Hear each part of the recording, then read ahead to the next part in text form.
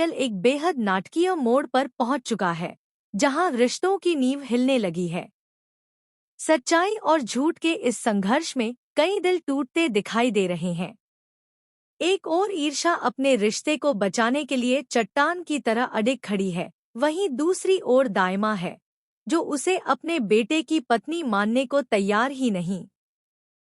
जब दाइमा ने ईर्ष्या के मंगलसूत्र पर सवाल उठाया और उसे तोड़ने की बात कही, तो ईर्ष्या का खून खौल उठा।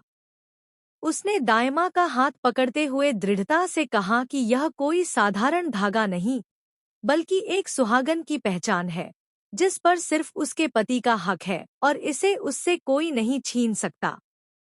इस घटना के बाद पूरे घर का माहौल बदल गया और ईर्ष्या की आंखों के आंसू, उसकी आवाज में छिपा दर्द और आत्मविश्वास यह साफ दिखा रहा था कि उसने इस रिश्ते को निभाने के लिए कितना कुछ सहा है।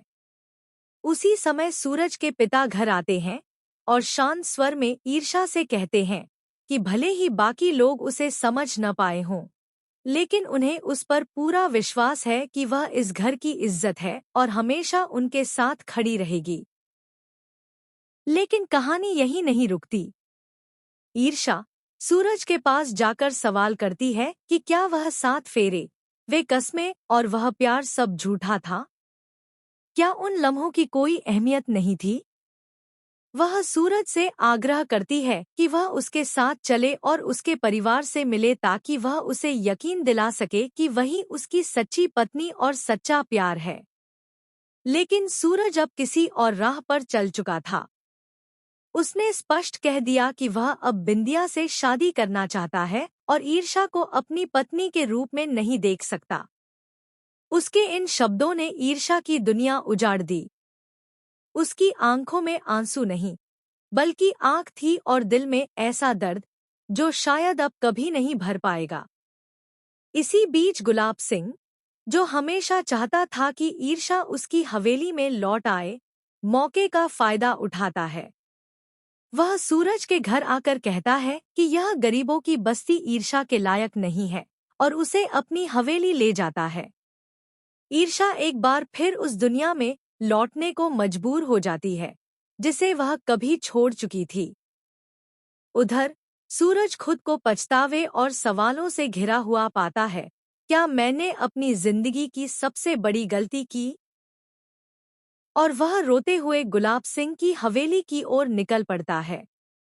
अब सवाल यह है कि क्या ईर्ष्या उसे माफ कर पाएगी? क्या वह उस घर में लौटेगी जहां उसे अपमानित किया गया?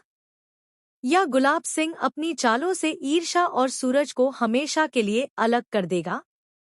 क्या सूरज दोबारा अपने सच्चे प्यार का इजहार कर पाएगा? क्या 7 फेरों का बंधन फिर से जुड़ पाएगा? या इस बार कहानी एक ऐसा मोड़ लेगी जो सबको तोड़ कर रख देगा? इन सभी सवालों के जवाब जानने के लिए देखते रहिए पति ब्रह्मचारी का अगला धमाकेदार एपिसोड। और अगर आप भी चाहते हैं कि ईर्ष्या को इंसाफ मिले, तो इस वीडियो को शेयर करें और हमारे चैनल को सब्सक्राइब करें, क्योंकि यह सिर्फ एक सीरियल नहीं, बल्कि आपके दिल की कहानी है।